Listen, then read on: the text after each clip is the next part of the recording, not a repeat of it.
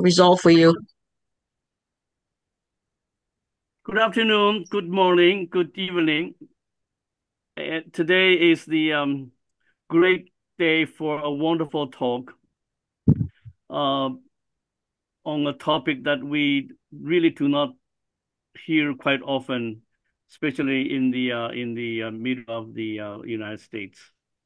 Uh, Dr. Frederick Magdalena is a professor and the head of the study Philippines, the Center of Philippine Studies at University of Hawaii at Manoa. He has two lectures that we are honored to present. One is today's topics on recolonizing southern Philippines by the United States. Um, Next lecture is contemporary issues in the Philippines, which is scheduled in August 25th. We have this forum to reach out broader audience on issues that related to the world affairs. And this is not a lecture series, but we are looking forward in the future if Dr. Dalana is able to present on a series of topics on the Philippines, Southeast Asia, and the Philippines' relation with the United States and with China. As I mentioned, that we not hear much of the stories about two Chinese battleships collide in the Philippine area, and also the Philippines refused to give rise to Vietnam because the need of the rice inside the Philippines. There are so many things we really do not know. So it is my great honor to present you Dr. Fred Magdalena for today's lecture. Now, he is going to talk roughly about 25 minutes, and then we leave another 10 minutes for questions and answers. As I understand that we would like to send the questions to the chat section, and I will be able to read, and Dr. Magdalena will be able to answer it. So, without any further ado, I just want to thank Dr. Magdalena and everyone to be here for a wonderful discussion on the Philippines. The floor is yours, Dr. Magdalena. Thank you. Okay, thank you very much, Mauro. Um, I'm sorry, my name is quite long, and maybe because of the Spanish nature of the way it's spelled, it's kind of difficult to remember or even pronounce. Okay, just call me Fred. Okay, that's maybe shorter and easier to remember. Never mind the family name. All right. Okay, let me go straight to the lecture where I prepared a PowerPoint. So let me share with you what I have for this presentation. Okay, so let me share my PowerPoint. Oh, sharing is not turned on. Can you please turn on the sharing part?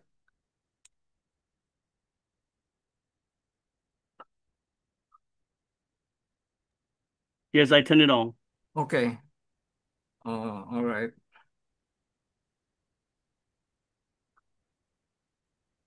Um, I, okay, here it is.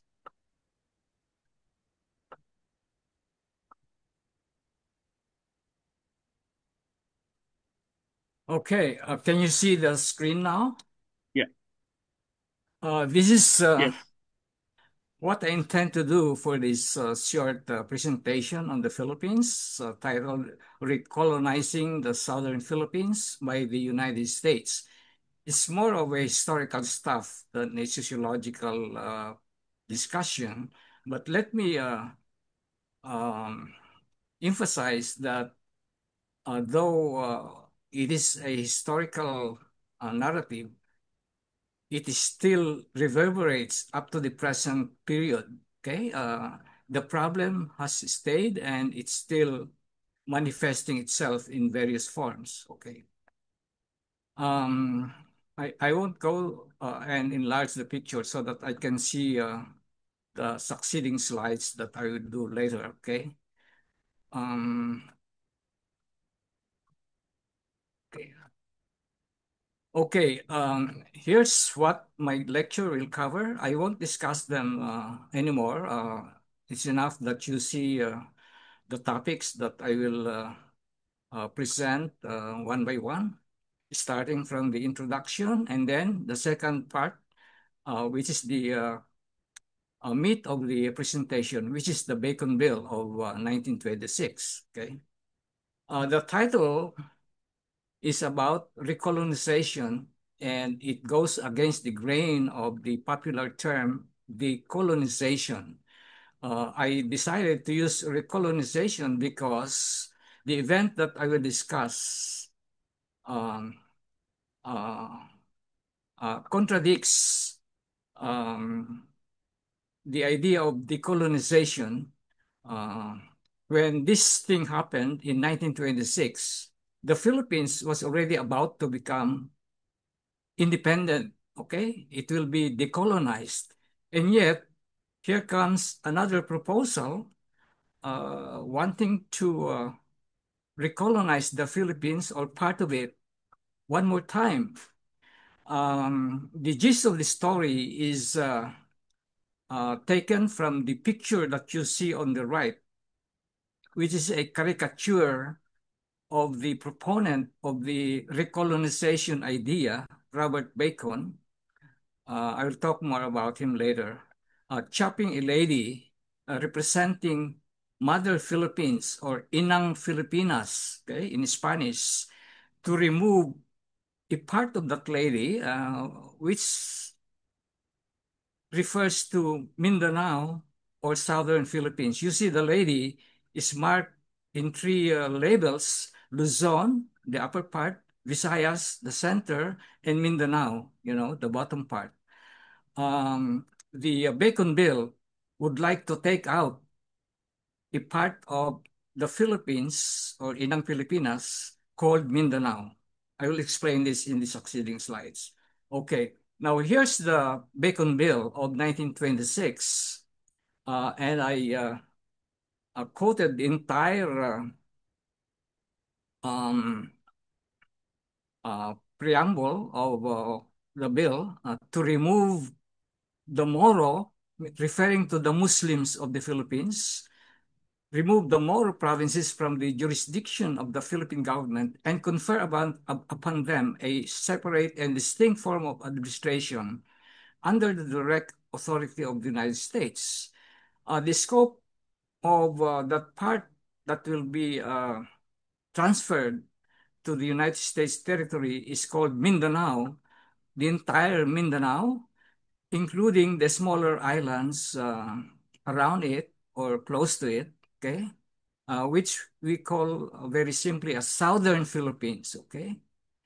And the idea is to create out of this territory a province called Moro province, okay? Actually, this is a revision of an old Moro province that already existed before 1926.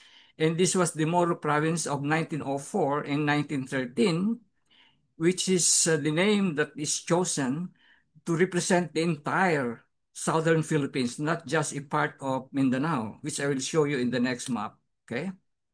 This is the old Moro province in 1904 and up to 1913, which was ruled directly by the United States military, whereas the rest of the Philippines was under a civilian government. But the south, or that part of Mindanao, which is colored red on the map, is placed under the United States government because they're very difficult to manage according to information.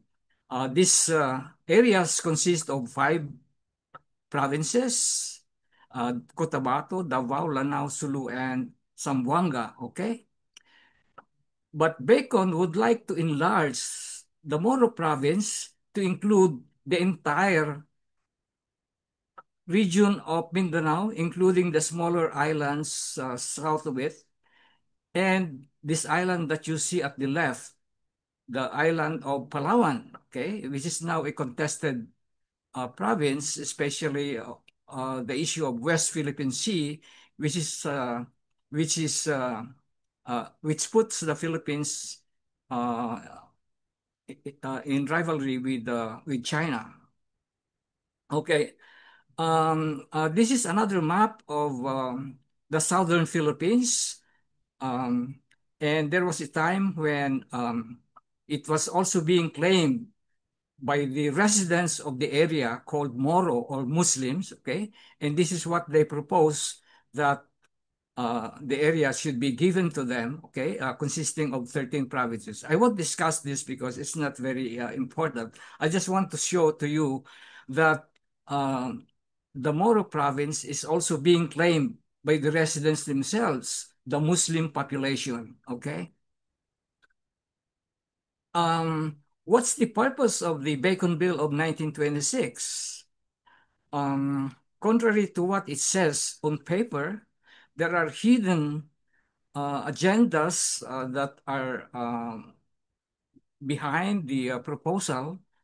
And first and foremost, Robert Bacon wanted to reclaim the whole southern Philippines for rubber production, okay? And this is very strategic for the United States Army that was becoming very, very strong at the time, okay? Rubber is a very important component of military activities. And this caricature that you see at the right shows you, in jest what it really wants, but it does not say explicitly in the bill itself. There are other hidden reasons in the Bacon Bill labeled as numbers 2, 3, and 4, and this includes agricultural resources, timber, and so on and so forth. Okay, I won't discuss them anymore, but these are included among the most strategic um, natural resources that the United States would like uh, to own and develop once they will be in full control of the southern Philippines. Okay, why Mindanao, Sulu, and Palawan? These are the three major areas covered by this bill, okay? And this is restated in a magazine issued in August 1926, the Philippine Republic. The Philippine Republic is actually a magazine produced in Washington, D.C. by an American editor. This is not owned or circulated by the Philippine, journalist. Okay, this is the story why they want Mindanao, Sulu, and Palawan. The so-called Moro provinces include Mindanao, Basilan, Palawan, and Sulu, and contain 60% of the 60 million acres of Philippine public lands is still open for entry. And all of the 1.5 million acres recommended by the U.S. Department of Commerce is intended for rubber.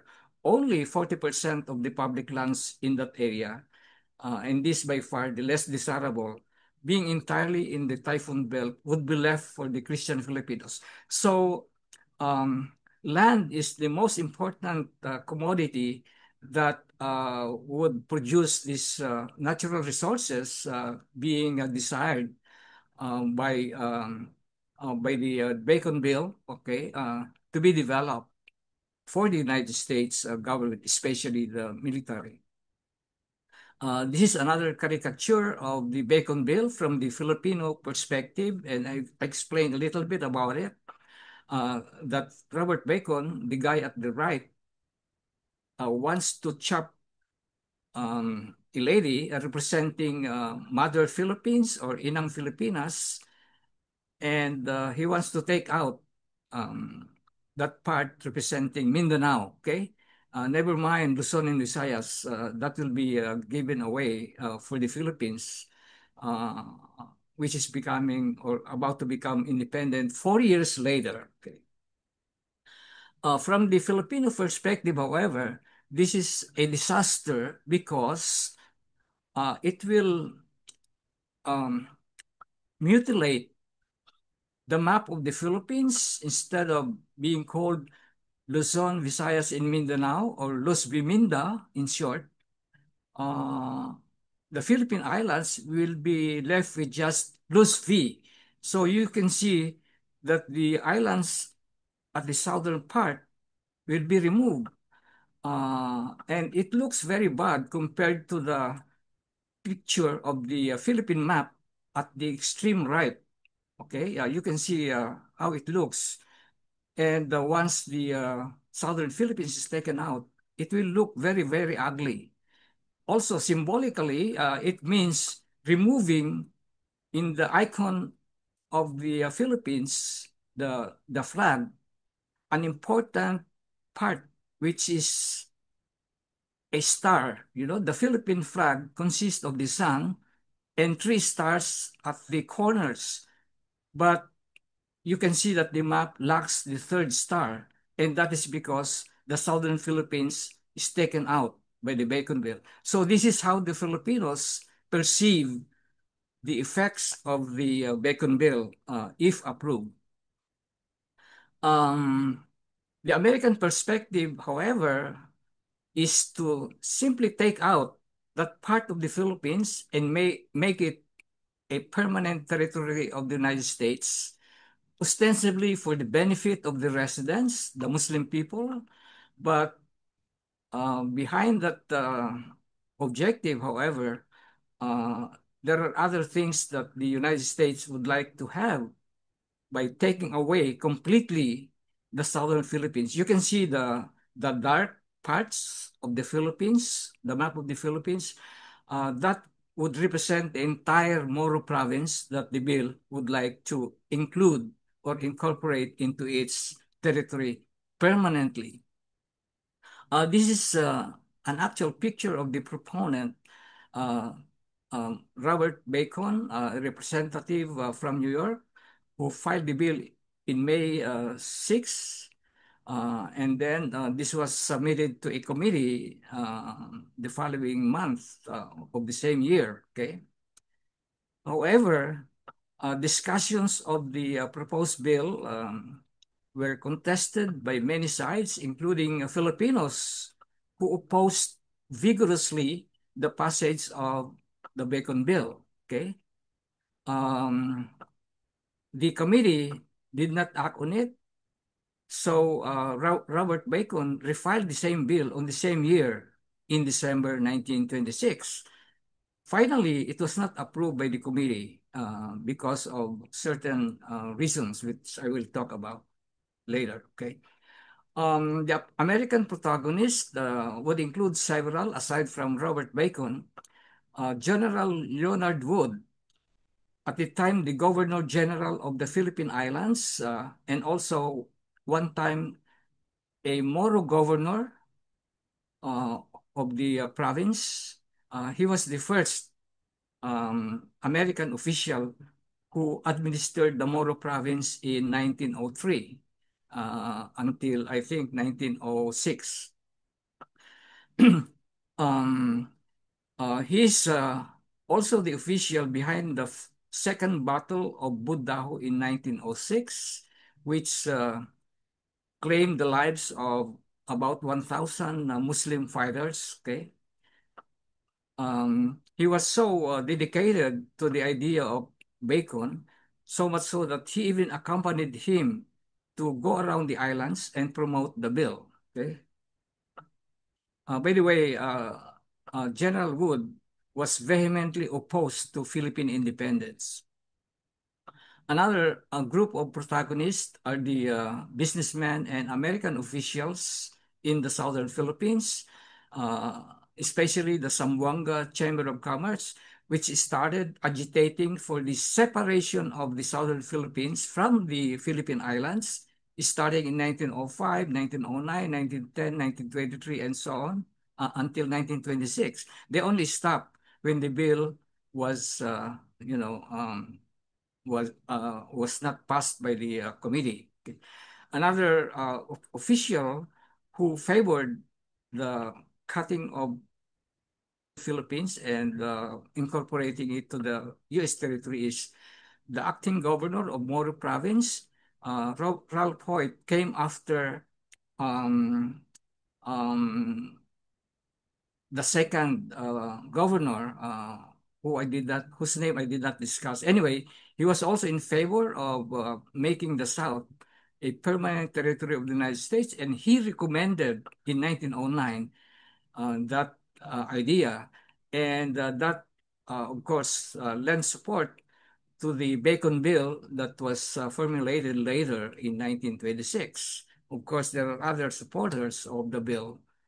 um, Another group of people who are in league with American officials favoring the separation concept are the most Moro leaders themselves, the residents of southern Philippines.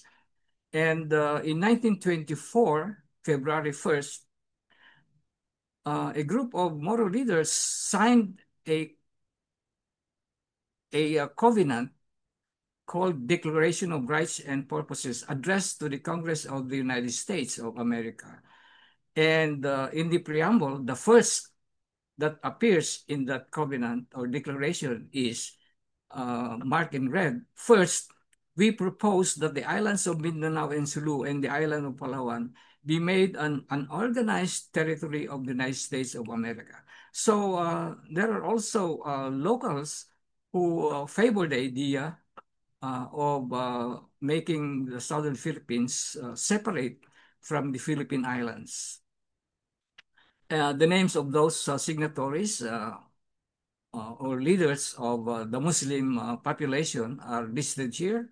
I think there are other names, but I just copied the most important ones because they are known in the community. Okay.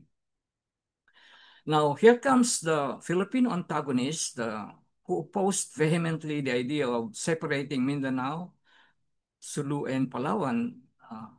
The first in the list is the first president of the Philippine Republic who declared the Philippines as already independent as early as 1898. Of course, that was not recognized by the UN, but history tells us that the Philippines already had a declaration of independence, although it did not gain international support. Okay, he cabled a statement to the U.S. president uh, expressing his opposition to the Bacon Bill. Okay. Then another official is Manuel L. Quezon, the Senate President of the Philippine Legislature, Serius Mena, Jaime de Vera, and many others, uh, and so on and so forth. Local officials in other areas in Mindanao and outside of Mindanao. Okay.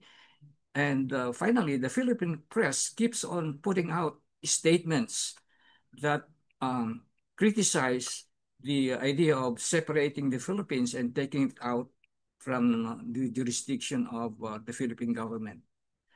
This fellow, Pedro Guevara, is probably the most influential Filipino nationalist who opposed the Bacon Bill. And he was stationed in Washington, D.C. He was elected by the Philippine Congress as a resident commissioner a number of times, starting in 1923 and until 1927. And during that time, he was in the best position to get in touch with the American congressmen to, lobby against the passage of the Bacon Bill.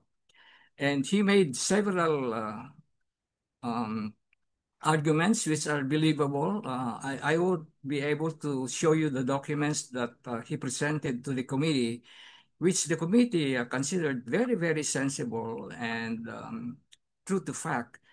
So Pedro Guevara um, mattered very strongly in opposing the Bacon Bill right there in Washington, D.C. That strategic advantage, however, um, the Muslim leaders did not have any representative, unlike Pedro Guevara, who represented not only the Philippines but also the Filipino dominant majority. Okay, uh, who are proposing for independence from from the United States government. Uh, this another guy, I won't tell you much about him, but he's the governor of Palawan, uh, the other province that was shown on the map, and he made several strong statements that put forward the idea that taking Palawan out of the Philippine territory would be a big disadvantage to the Filipinos, okay? Although it might help promote the welfare of the Muslim people there. But the Muslims in Palawan are a minority. They are not the dominant majority, unlike in some places in Mindanao, okay? Now, who benefits from the bill? The Bangsamoro or the Muslim. By the way, the Moro is also known today as Bangsamoro. That's how the Muslims call themselves because the word Moro is a historical label that was given them by the Spaniards, and it is a very derogatory concept or name. So they renamed themselves as Bangsamoro, keeping the word Moro as part of the name because they thought that there is something in it that they should preserve, although it was originally unpalatable to the ear. Many Muslims did not like to be called Moros, but now they have accepted that they're also Moros. Okay. The second group of indigenous peoples are the Lumads of Mindanao, and they consist of at least 18 tribes from Mindanao and about 2 or 3 other tribes in Palawan. The third potential beneficiary of the bill are, of course, the United States government, comprising in particular of the big businessmen who are already stationed in Mindanao and Sulu. These are the corporations managed by Firestone and BF Goodrich, and also Good. These are all rubber companies that are already in Mindanao at the time, and the Bacon Bill would strongly promote, the business of uh, producing rubber. Of course, there is also Dole, which originally came from Hawaii. And when the Dole plantation phased out its operations in Hawaii in the 1920s, they moved to Mindanao and is now one of the largest foreign corporations that are producing, fruits. Now, here's some of my tentative conclusions. First, the Bacon Bill faced severe opposition even in the United States. And I showed you that there's a magazine that promotes Philippine independence, the Philippine Republic, that is based in Washington, D.C. So that favored the Filipino position to uh, to trust the Bacon Bill. Um, However, there are other American officials in high standing, like Henry Cooper, who opposed the bill. Cooper is the author of the 1902 Organic Act, which already proclaimed early on the idea that the Philippines should become an independent nation. And that act created the path to self-government in the Philippines and provided for the election of Filipino officials in the assembly, similar to the U.S. Congress in Washington, D.C. Um, The Bacon Bill also ran counter to the 1916 Jones Act, which already sounded off the first echo that the Philippines would be granted eventual independence by the United States government. Okay, that's a very, very important act that Pedro Guevara also used, to oppose the Bacon Bill. That the United States government was already prepared as early as 1916 to make the Philippines independent. Okay. However, in all these discussions and debates, the Moro voice is kind of muffled. They are not heard in the U.S. Congress, unlike Guevara. They're not even heard in the Philippine Assembly, where they should be represented. Of course, they have representatives there, but because of the nature of communication, they discuss in Spanish or English.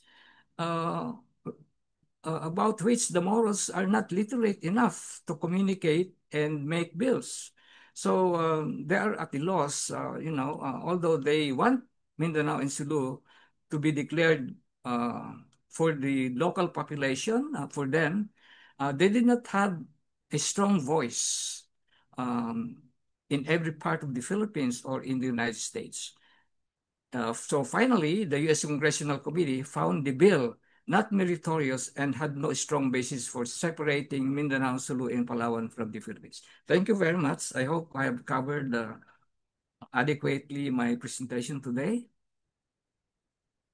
Definitely. Thank you so much, Dr. Fred. I'm just so thrilled to learn all the things that is so important and related to the current situation or the historical development with regards of the U.S. and foreign relations. I have so many questions, but I'm going to ask the participants here to go ahead and have your questions either uh, raised right now or put in the chat. But I did put one in the chat myself, so I hope that you can take a look. Basically, I said, would you say that U.S. involvement in the southern Philippines was less about civilizing and more about securing military and economic dominance in Southeast Asia, using Mindanao as a strategic foothold? Now, this is the question that came to my mind in the middle of your lecture, but later on, I sort of realized that another related question is that America was so open, unlike the strategy they went to China in the uh, in the end at the end of the 19th century. It's called open door policy that do not meant to colonizing that part of China, but often share the country. But to the Philippines, it's completely different. Especially 1916, the Jones Act specifically said Philippines should be left alone and be returned as a sovereign country. But yet, 10 years later, Robert Robert Bacon just do something absolutely opposite to it. So would you please elaborate a little bit?